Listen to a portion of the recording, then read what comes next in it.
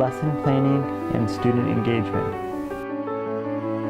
Student First works within the guidelines of the school, and every school has its own policies and way of doing things.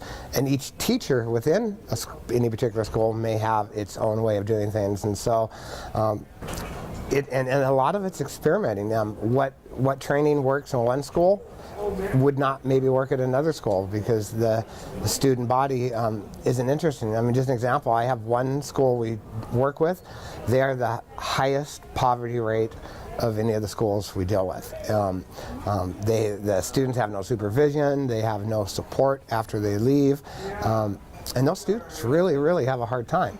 And so, you know, helping them to learn to support each other is a hard task, and that's tough when they haven't been taught that, you know, because that gentle support that people can give to help motivate you and help you achieve your goals, they've never seen or never had. And so you're trying to teach something that's like a foreign language to them. I'm a firm believer in this. You can go in there and teach people stuff, right? And they're okay with that, whatever stuff, disability, history, advocacy. You can't teach them stuff because they don't learn that way.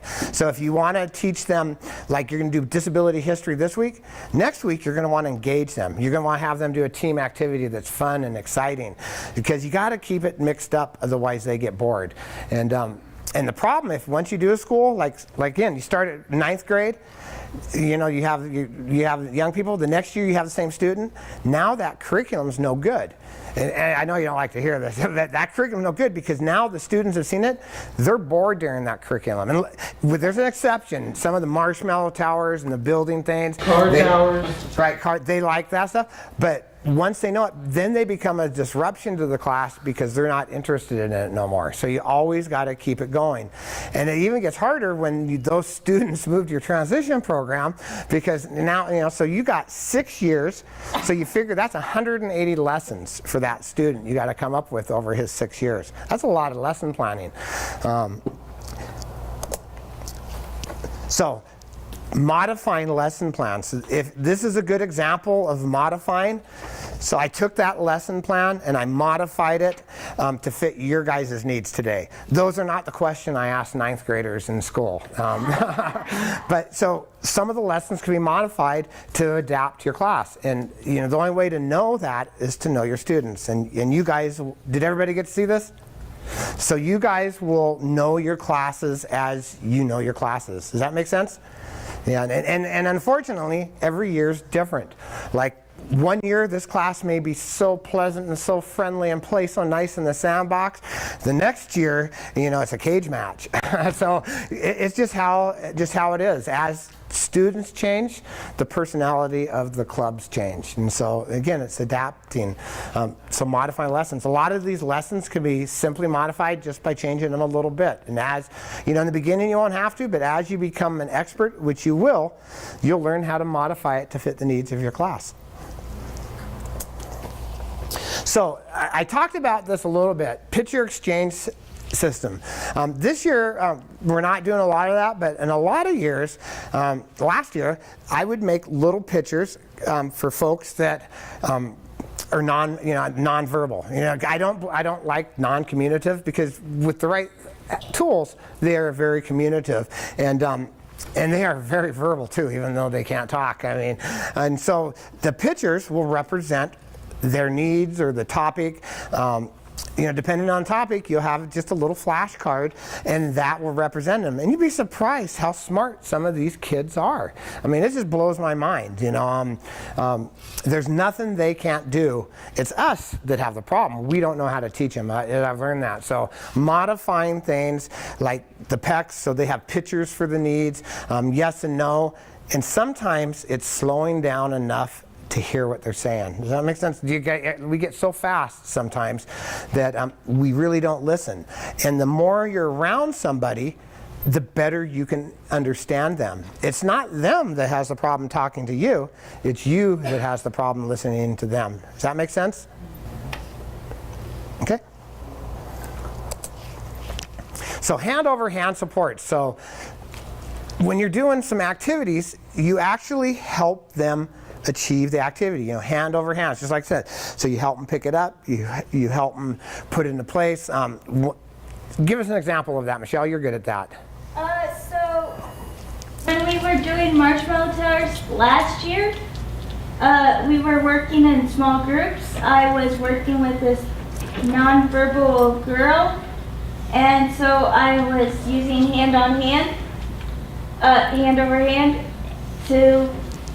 All she was doing was picking up a toothpick and giving it to somebody else, because when we're doing a group activity, we want everyone included.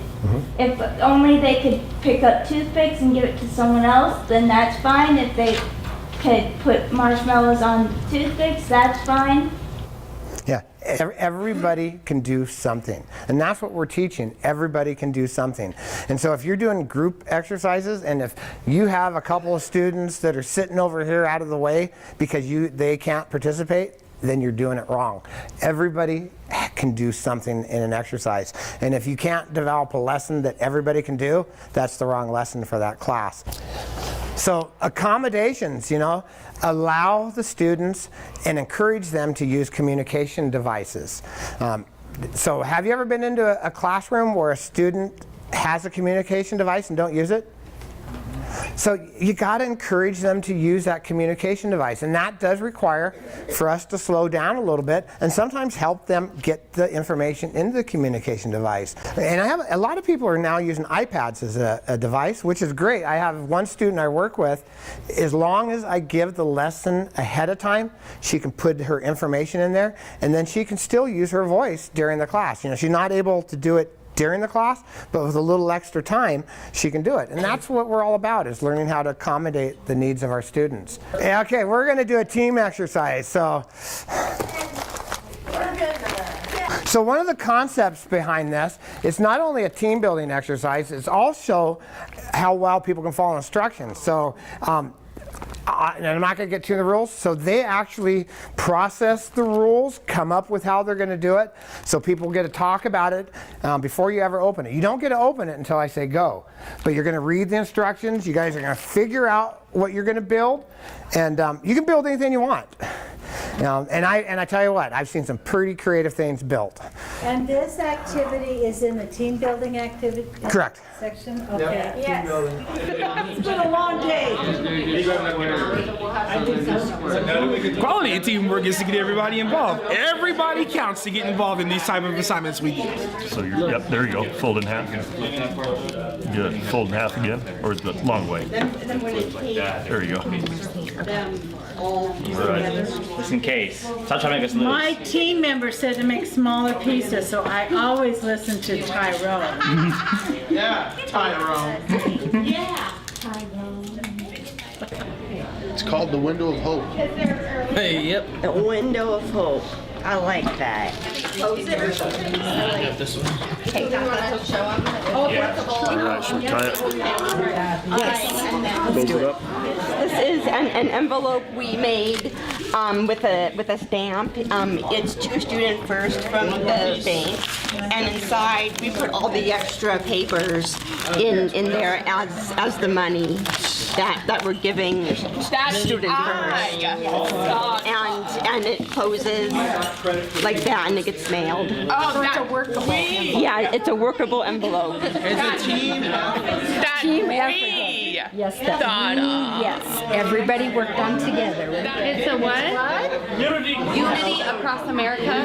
So we have the big circle of unity that combines everybody, and then a big happy face. Out of that. It's a face. I promise. Did everybody look at everybody's? Yes. Okay, so what's the name? What is this? Unity across America. Okay, all those who think that we're judging the most creative, and who thinks the Unity Across America is the most creative? Let's see hands if you think it's the most creative.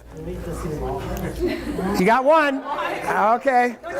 You guys ain't gonna vote for yourself? I don't think it's the most creative. Okay. No. Hey, so did you hear that? And the students are the same way. They said, I don't think it's the most creative. And this is the same thing in the schools. So we have what is this, an envelope? An envelope with money, and it's a usable one. And it's 2 student first. Yes. Right, it's an envelope, 2 student first with a huge donation. No. So how many think this is the most creative? Of course we can. Well, yes, we were creative. Okay, we have a peace sign, Will, right? Or just a peace sign? Yeah. Okay, who thinks this one's the most creative? I'm still Ryan's Or? Okay. Some of the members, you're voting for everything, right? All right, the window of hope. Who thinks this is the most creative? Guess what? Our envelope won unanimously. And it's the same thing. The students will also vote on what they think is most creative. I mean, I tell you what, some of the things, we had one classroom, they built a carriage that actually rocked with a baby doll that went inside of it. Yeah. What were some of the other things? Oh, Michelle. There was a volcano. They built a volcano and they put paper inside of it, and when they squeezed it, it erupted. Somebody built an actual rose. Oh, it was gorgeous too. They built a picture of it. a rose, and it wasn't just a rose. It was a 3D rose. Oh my God. And they did that within how long? Well, they get a half hour, but I wanted to be done by 4 today, so. Yeah, normally you guys would have had 15 more minutes, but to stay within our timeline, I figured you're adults, you can do it in 15. But can you see where this gets students excited? Absolutely, and this is one of the things you gotta, if you're gonna teach them something serious one week, give them something exciting the next week. Never give 2 serious things back to back, because your club deteriorates. If you would like more information about Student First and starting a club, contact Donna Larry at pfow@clarkston.com. EPIC is a grant of national significance. It stands for Equal Partners Interstate Congress. And if you're interested in more information about leadership and self-advocacy, contact EPIC. You can contact Noah, Noah, @arcwa.org.